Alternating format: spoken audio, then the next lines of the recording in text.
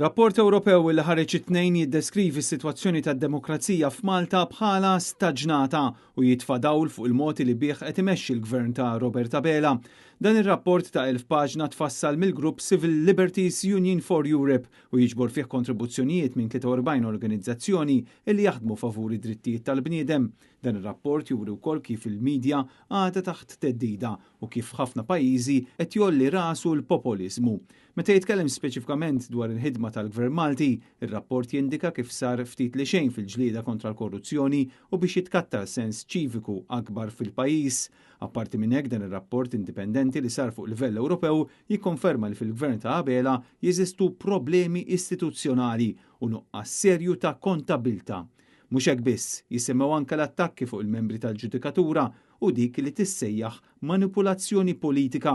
Imbagħad hemm ir-realtà li istituzzjonijiet suppost indipendenti jispiċċaw b'intħil mill-gvern u f'xi każi anke nuqqas ta' riżorsi.